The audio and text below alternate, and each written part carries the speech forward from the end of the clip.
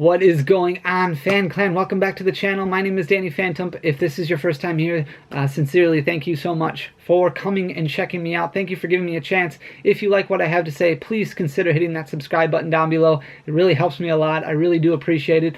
Give this video some thumbs up, give it some love, leave a comment down below, share it with your friends. I really do appreciate all the support you guys have been giving me. If you've been here before and you continue to come back, thank you so much. We just hit 19,000 subscribers, which is insane. I cannot believe the amount of growth we've had, almost like the Pokemon trading card game, which we're going to talk about in this vlog, I guess I would call it. The Pokemon trading card game is absolutely nuts, and I think we can all agree on that. What we have seen in the last 8-9 months is implausible. Now, does that make this a bubble?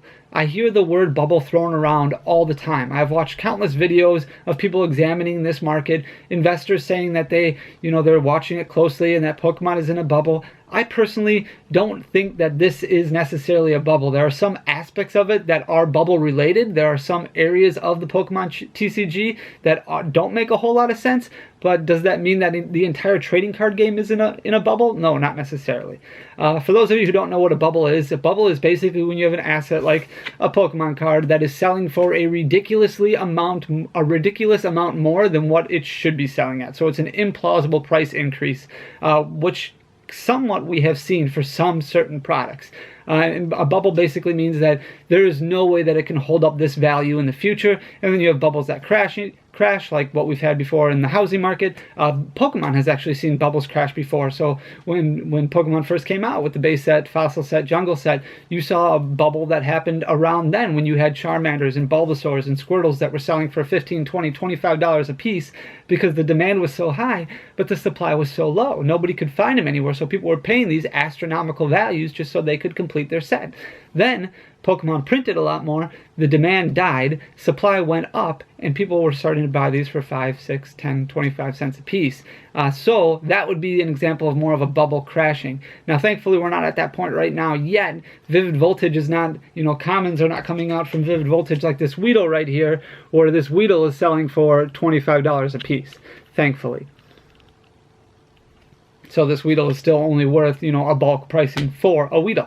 So thankfully we're not at that point yet. However, I do think there are some areas of Pokemon that are in an area where they're not going, they don't line up with the values that are given on them right now. So those are things that we're going to be looking up in future episodes. I do want to start doing a video or two every week that go over what I think are good investments, what I think are poor investments, just to kind of help you get settled on where you're going with the Pokemon trading card game. So we have seen growth spurts like this in the past. So in 2016, we saw a huge increase in fandom when it came to Pokemon. Way more than what we're seeing right now as far as Pokemon fans coming into the circuit. Now, that wasn't really TCG related. That was thanks to Pokemon Go. That was thanks to XY Evolutions. A lot of people came into the game, the Pokemon game, playing Pokemon Go. Or maybe Evolutions was a very popular and overprinted set because it had that nostalgia factor into it, right?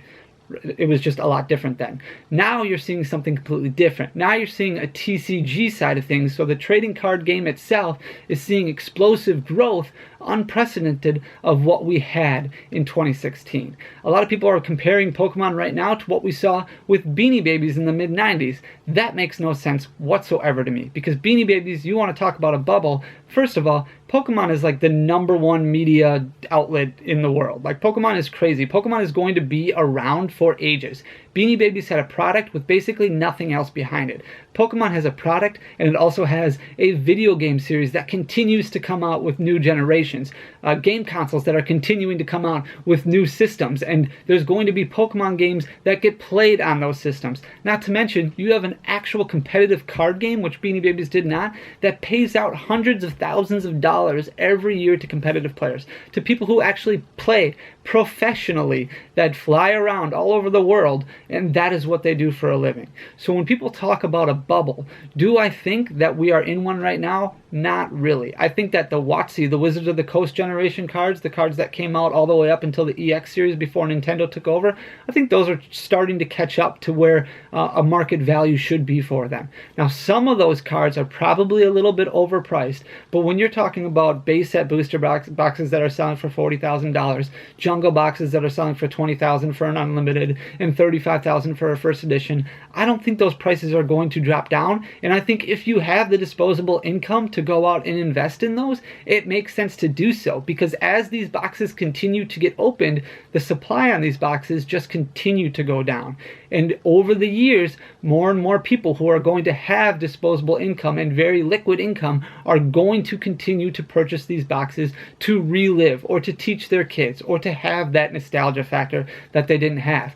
Logic flat out said that the reason he spent over $200,000 on a first edition Charizard card was because he did not have the money when he was younger to be able to go out and buy Pokemon cards. So this was something that was way bigger for him. And a lot of people who are in that mid-20s to mid-30s range, they're the people right now who have a decent amount of money that are able to spend. They're really driving up the cost of these cards. So when you have Logan Paul who wants to relive and open up a $200,000 box, that box is now off the market. So the price is going to continue to increase, but that box will never be opened again. So demand is still going to be there for years to come because Pokemon is not going anywhere. So when you're talking about crashes, Beanie Babies, they went away. Like, people stopped paying attention to Beanie Babies. People are not going to stop paying attention to Pokemon. There's going to be video games, there's going to be a TCG competitive scene, and there's going to be cards that are going to always have people's interest. Now, with that being said, I think there is some cause for concern when it comes to modern era cards and when Nintendo first took over in the EX series. I do not see Diamond and Pearl and Heart Gold Soul Silver and Triumphant and all these booster boxes that are kind of vintage, that are gaining having huge gains. I think that that's a little bit inflated. However, it's not necessarily unheard of. It's these modern era sets that are kind of boggling my mind, and it doesn't make a whole lot of sense to me why you can go to Walmart and you can go to Target and you can go to all these places that sell Pokemon sleeve booster packs and the shelves are completely empty. I don't know why all these Rebel Clash booster packs are off the shelves at $4.18 when you can go online and you can buy an entire case worth of them, 144 booster packs for $380, $400. It doesn't make sense why people are spending way more than that. That just brings us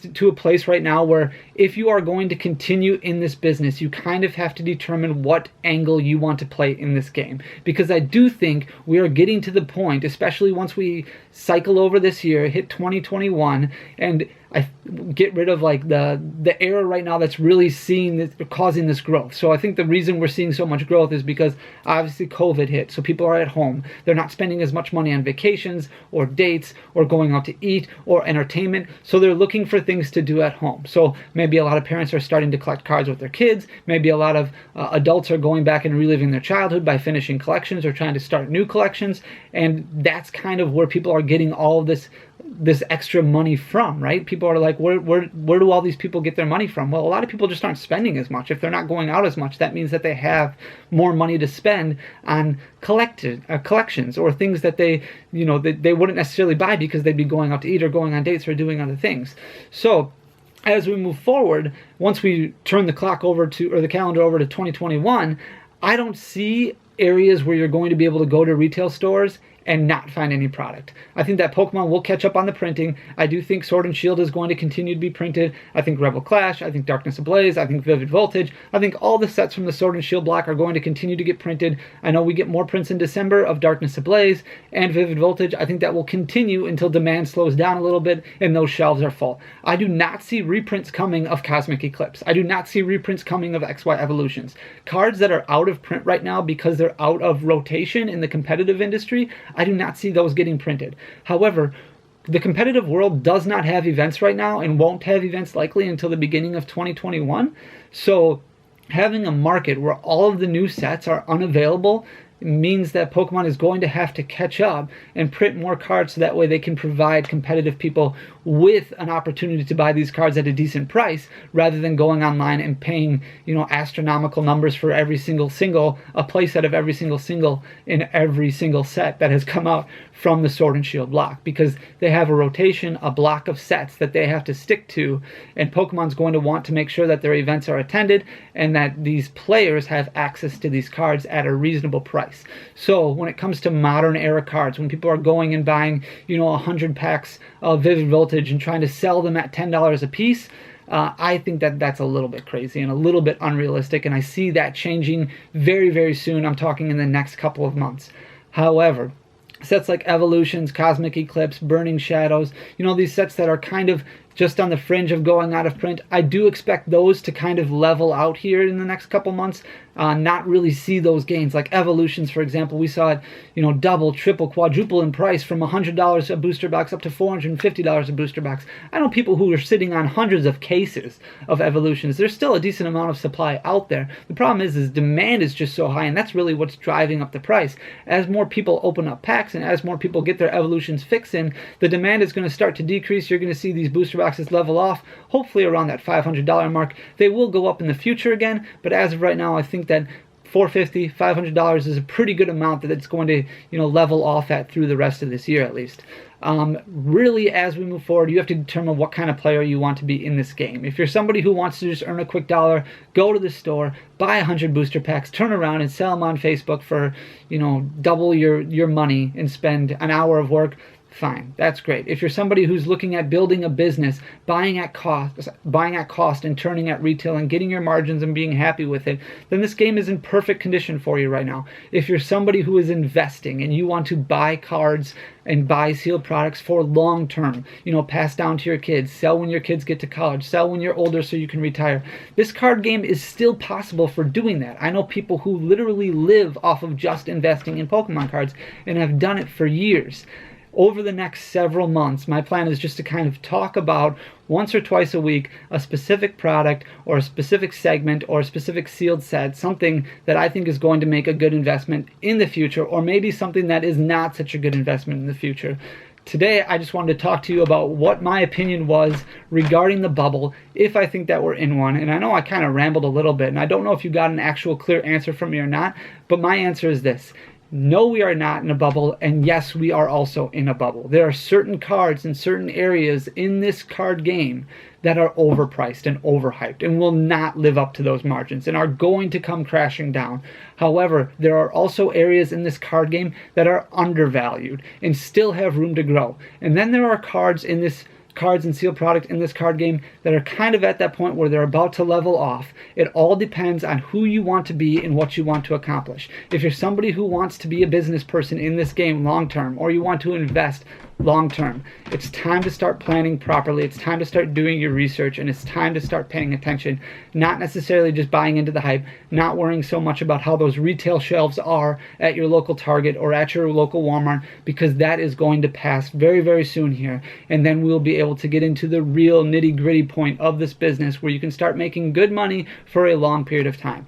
Guys, I hope I didn't give you too much. I know I kind of rambled for a while there. Hopefully I didn't lose you guys, but I want to say thank you very much for joining me on my tangent for the night. If you haven't already, please consider hitting that subscribe button down below. We are knocking on the door of 20,000 subscribers. We should be there very, very soon. So thank you all very much. I really appreciate you all. Have a good night. Peace.